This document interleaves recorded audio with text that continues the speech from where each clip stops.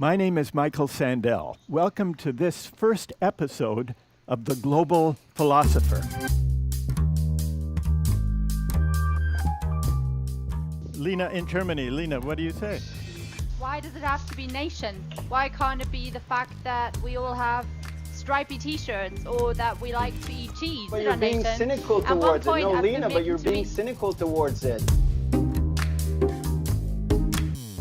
Today we take up one of the most fraught moral and political questions of our time, the question of immigration. Few issues generate more heated debate, but we rarely discuss the big philosophical questions underlying this debate. Should national borders matter? And if so, why?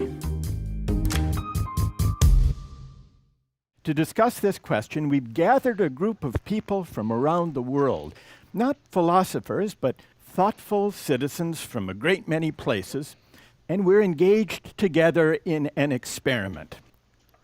Participants from over 30 countries are beamed up on these screens and will join in our discussion. In addition to the people visible here in the studio, hundreds more are watching online and will send comments by text as the discussion proceeds. The first question I would like to put to our global group of discussants is about the distinction, if any, between how countries should treat refugees and how countries should treat immigrants. Now, refugees traditionally are defined as people who are fleeing war or persecution, whereas immigrants may be seeking admission to a country for any number of reasons, perhaps for greater economic opportunity. Let's begin with the following poll question about refugees. Does a country have a right to deny entry to a refugee who arrives at its border fleeing war or persecution? 86% say no. A country does not have the right to refuse admission to a refugee. Now, I'd like to put another question to you. Does a country have a right to deny entry to an immigrant who arrives at its border fleeing dire poverty or economic hardship? Yes or no? 42% say no. Tara, in the U.S. I think the difference for myself is that in any country we have people living in poverty, and you cannot control for that all the time. You can't save everyone.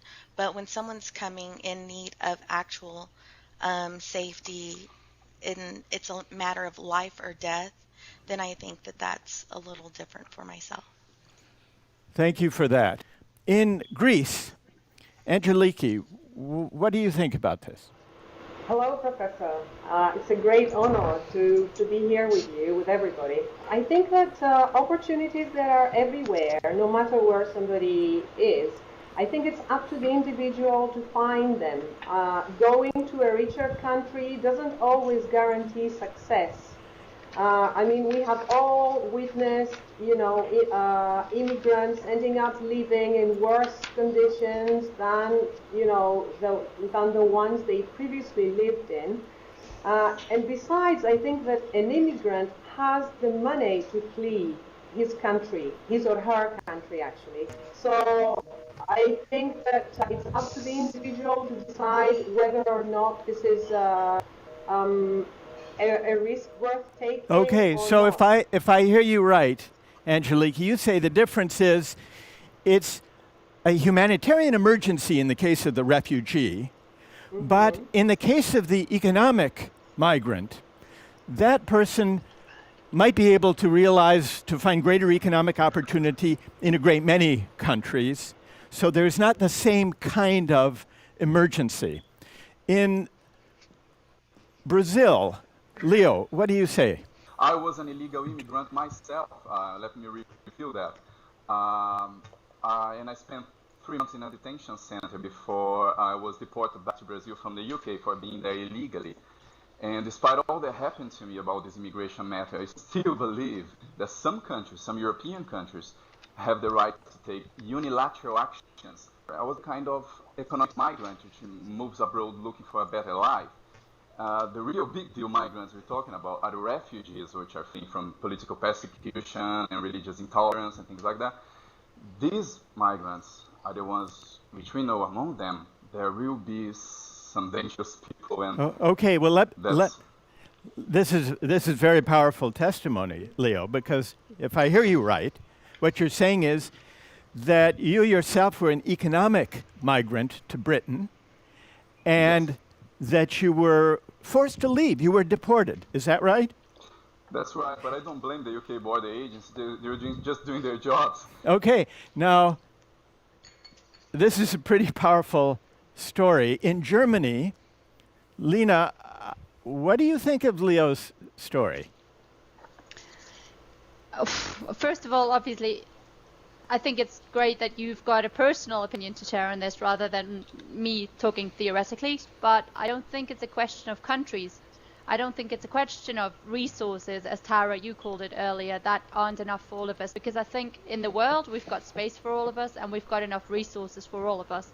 And I think we're making it too easy for ourselves if we say this country is full or this country doesn't have any more to give. Plus, I think Germany, for example, has an awful lot more to give. So I think we just have to stop thinking about countries, stop thinking about races, stop thinking about religions and all these issues, and just say there's one world, there's people living in it, and I think there's enough for all of us here. It's a very generous sentiment you've expressed, Lena. But are you suggesting that national borders, ideally, from a moral point of view, should not be enforced, in fact, should be overcome? Absolutely. Okay, so Lena has a very strong view that there is no moral significance to national borders, that ideally we should regard one another as human beings, not as members of this or that country. And therefore, you would favor completely open borders, would you, Lena? Yeah. All right, who disagrees with Lena and would like to reply? I would like to reply. In India, Sudhindra, you disagree with Lena. Tell us why. Yeah, I'd like to just preface my answer with something that we have always been told as children. We've always been told that the world is a global village and that the earth is our planet and that we have the independence to stay wherever we can. But the truth of the matter is that the reason why some countries become popular destinations for living is because they do some things right. Today, if people choose to live in countries like Switzerland, like Germany, like US and UK, it's because they do some things much better than other countries. In the UK, Simon, what do you think? I think we're at a really serious and sacred moment in our human story, and we either see ourselves as brother or other, and I couldn't agree more with what Lena's been saying, that we're all natives of this earth. And I think that that globalization, the economy knows no borders, climate change knows no borders as well. So the moral argument, the logical argument just falls down, and it shows for me how obsolete the nation-centric entitlement comes in. We're in such a privileged position to be able to say yes to you, no to you. Who do we think we are? It's time that we either listen to the likes of Donald Trump or we look into the children's eyes in Calais, in Dunkirk, and we say that we are one global family together, and let's open up our hearts, open up our homes, open up our borders. So Simon and Lena favor a universalistic ethic that regards humanity, not members of nations, as the relevant moral considerations. And Lena and Simon are arguing that we should overcome the use and the emphasis and the enforcement of national borders. I'd like now to hear from people who disagree with that idea. In Israel, Basel. Thank you. The very existence of a state was based on the presumption that if there is no controlling state, if there's no controlling authority, then everybody would kill everybody because that's just the laws of nature. And otherwise, when we think about it morally, I personally cannot live comfortably with somebody who doesn't speak my own language, who doesn't have my own culture. We do not share the humor, we do not share the same cultural background. So nullifying national borders would really mix everybody with everybody, and there would be no culture, there would be no national heritage for any country, for any person to just say that this is who I am. No person would be able to morally define themselves, and So- that is very, very dangerous. All right. Yeah. In Brazil, Joe, what would you say? Actually, I agree with Basil because I think the world already has a lot of difference. So I think the borders is some way to organize that, to allow us to live with the people who are most like us. To live with the people who are most like us is what national borders enable us to do, Joao says, in Brazil. And that's a good thing. No. No? Who says no? Who says no? In Italy, Giuseppe says no. Yeah, I say what I can say. For example, in Italy, if you take Italy, people living in north of Italy are culturally more close to German people than the people living in the south of Italy. A very famous statement from a politician in Italy, when Italy has been built, he say, now we have done Italy, we have to do Italians, meaning that we came from very, very difficult cultures. So all the reason I've seen to defend borders are only cultural, economical, logistical reason, but I don't see really a moral reason. Borders come from war. Or if you take the map of Africa, you see straight line put by someone, say, okay, this is one state, this is another one. Okay, I don't so see really moral so reason. Giuseppe's reply is national borders are the result of accident, contingency, of war. So how can they have any moral significance? That's Giuseppe's challenge in the U.S., in Wisconsin, Mitra. Yes, I would like to make several comments. One is historically, if you look at humanity, our history is a history of migration. I mean, humans, as long as they have been able to move, they have moved across the planet. This is one planet. I mean, look at Europe. They have been working the last several decades or so trying to open borders. Exactly. Because they understand there is no more reason for the borders. Also understand, people, if they are comfortable where they are, they are not willing to give up their families, their own cultures, their own beliefs, to move halfway across the world so that they can survive in one way or another. I am an immigrant, and trust me, I understand that. It's not easy to move up, uproot yourself, uproot your entire family, and go somewhere else, learn a new language, learn a new way of life halfway across your life. Corporations are also immigrants. If corporations can easily move across borders, I cannot see why humans cannot. Aha. If corporations can move across borders, why not? May I ask, you mentioned that you're an immigrant yourself. From what country? I immigrated to the United States from Iran. From Iran. Yes. Okay. Let's go to Dave at the BBC, who's been monitoring the comments from those who are watching online. We've got hundreds of comments coming in. Alistair from South Africa is puzzled by the difference between inequality between countries and inequality within a country. He asks, if you allow free immigration, where do you draw the line? Living in a very unequal society like South Africa, would he, Alistair, have to allow someone from a nearby township to move into his house? And Haita, we don't know where she's from, Haita says that borders signify more than just geography. They indicate shared political thought, cultural history, and national belief. There are others who have thoughts about this, but I want to call upon you after we look at two of the reasons people have raised. in defense of borders.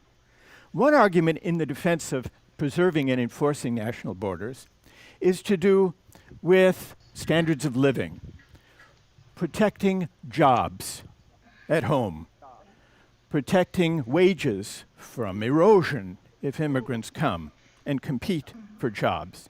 Standards of living. We often hear that public services will be strained, welfare provision will be strained if immigrants come and take advantage of those services. So that's one argument. Economic arguments of various kinds to do with standard of living, GDP. And then we've heard a different argument, which is about culture, history, shared traditions. I would like to see what this group thinks about these two different arguments in favor of national borders, two arguments in favor of restricting immigration in some circumstances. Who thinks that national identity, preserving national identity, is a legitimate reason to restrict immigration? In Romania, Erno, tell us why. I think that preserving national identity is something which has been done by our predecessors for long centuries, and this is something which identifies us. And in Kenya, Deborah. You have to take into consideration that some countries do not have any national identity to preserve. So for me, the issue of restricting immigration based on that does not hold water. And I'm speaking from a perspective of African countries which were cobbled up together without any regard for nationality. Nationhood rather. So in this regard, this national identity does not arise. And speaking as a Kenyan, I don't see that the fact that we have Somalis in the country, Sudanese in the country. Oh, these are the refugees I'm looking at. The fact that we have them has not affected our Kenyanness or lack thereof. So, in my opinion, this is not a reason for a country to restrict immigration. And that's in part because you view national borders as artificial to begin with? Absolutely, yeah. They are totally unnecessary. In Athens, Christine, what do you think? I think that the national identity is very, very important for countries that have common nation, because common nation is a constituted community of people with common traditions, common customs, common ethnicity. So by allowing everybody to enter our borders, yes, I do believe that this will destroy the special national characteristics. So Christine has cited national identity, shared culture, shared ethnicity as what makes countries distinctive, what holds them together. And that's a reason to defend borders and to enforce borders. Now, Simon, earlier on, Simon in the UK, you argued against the moral significance of national borders. Let's see if we can put Simon and Christine together on the screen. Speak directly to Christine and in Athens and see if you can persuade her. Well, I'd say, Christine, that in Britain here we're often cited by politicians about British values. But any kind of national identity, if it doesn't contain compassion for all and openness to all, the identity, the brand, has no credibility whatsoever. The very idea of a national identity is oxymoronic. It needs to include all, otherwise it's simply not credible in the globalized world in which we live. You think there is no such thing as a national identity? I think that the only credible national identity is one that opens its arms to others, that doesn't see itself as privileged or entitled in any way, or sees others as less worthy of being on this earth than the rest of us. I wonder if I could hear from someone here who defends the idea of restricting immigration for the sake of national identity, who can articulate what he or she takes to be the idealism of that position. In Greece, Angeliki. I would like to underline this, which I think escapes us all. Without being specific, there are certain religions which are disguised political movements. Okay, they provide no education to their people. They oppress, especially females. In their countries, they brainwash their citizens, okay, and all these people, okay, they want to invade, and if you want, corrupt civilized countries with their own identity. So you do think that that preserving national identity is it's very important. We've had a lot of comments coming in from those who are watching online. Let's turn to Dave at the BBC. What are they saying? We had a comment from Ying in The Hague who says that preserving national identity is the reason racists give for restricting immigration. There have been many comments about the pace of change. Beth from India says there's a huge difference between a gradual change to identity over 50 years and an enormous change which takes place in a short period with a big burst of immigration. And Aligia says that we should remember that melting a national identity with new arrivals can actually enrich an identity. Thank you for that. In Israel, Yedidya, what do you say? I think Simon was presenting this one criteria for being a legitimate, national identity. I think that some people want to strive to have a sense of connection to culture, of heritage, of family. So to come and say that it's only legitimate to have a national identity which is all-inclusive and encompasses all citizens of the world, I think it's ignoring the very fundamental fact as a human being that we do connect to things that are similar to us, on an emotional level at least. This is not a purely logical argument, so you have to not disregard the emotional connection people have to things that are similar to them. You disagree with Simon and with of course. Lena that we should transcend these differences. Yeah, I wouldn't say I completely disagree. I would say that you cannot disregard the fact that people strive to feel connected to something. It's not only a universal world, that's part of it, but it's also a sense that people want to feel connected. And you can't completely disregard that. Like, why is that any different than just wanting to be part of everything? Lena in Germany. Lena, what do you say? Why does it have to be nations? Why can't it be the fact that we all have stripy T-shirts or that we like to eat cheese? You know what I mean?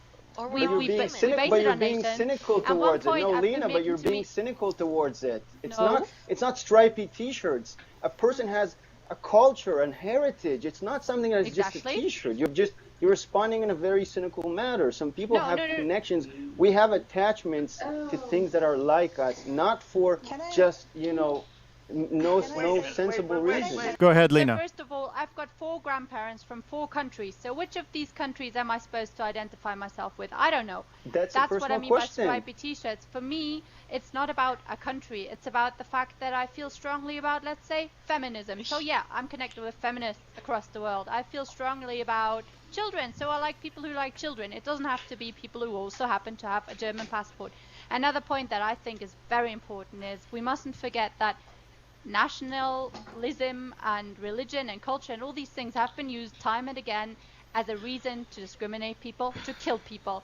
Germany, not so long ago, said, you know what, you group of religious people, no longer part of our country, you're not citizens anymore, as a reason to think we were then allowed to do whatever with them. So I just think there's a massive risk to creating these kind of us and them ideas. And I don't care if it's stripy T-shirts or religion or a race or whatever. I just think we don't. Wait.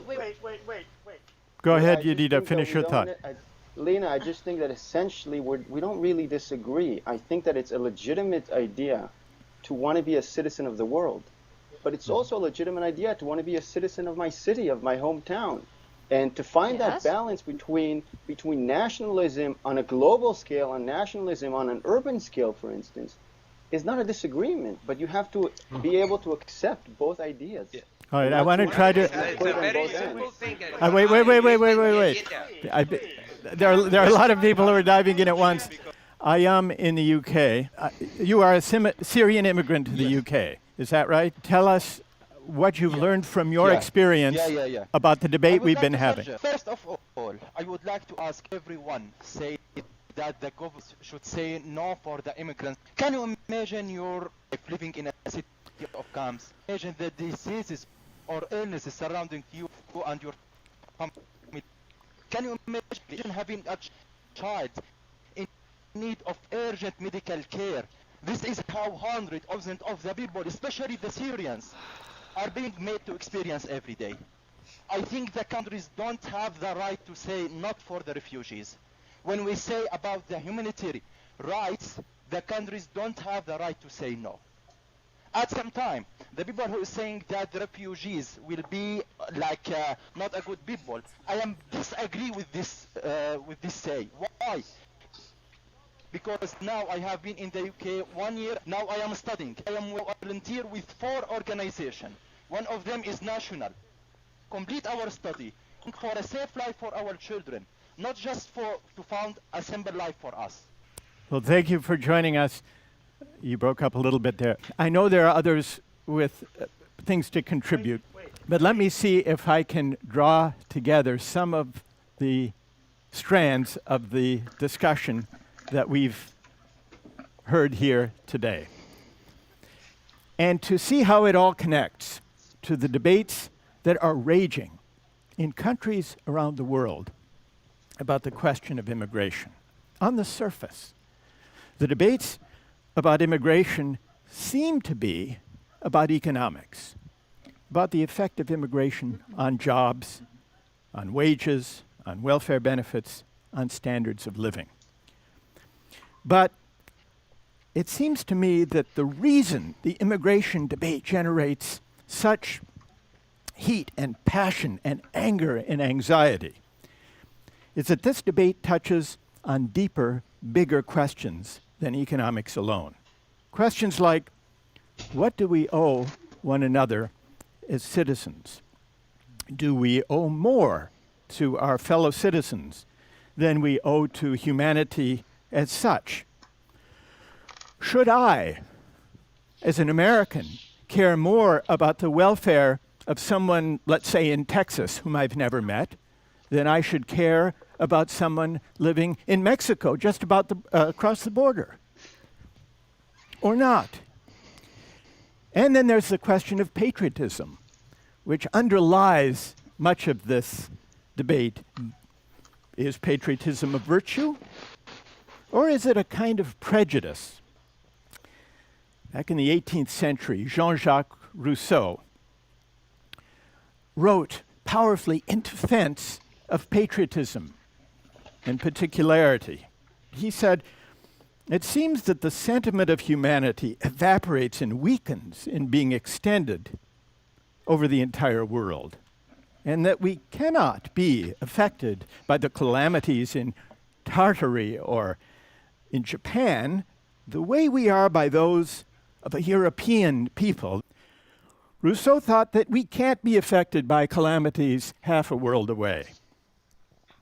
But what happens when we can witness those calamities almost from the moment they happen? What happens when we can discuss and debate the appropriate response to those calamities with people from around the world in a conversation like this? When we can do that, could it be that the line between members and strangers will begin to blur? Well, it's hard to know. This technology and the discussions it makes possible are really just at their infancy.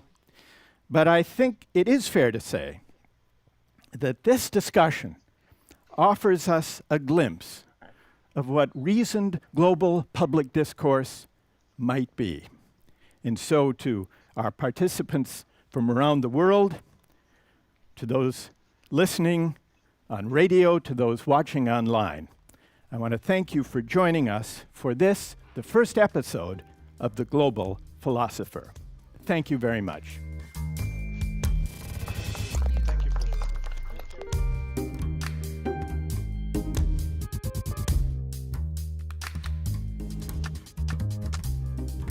Thank you.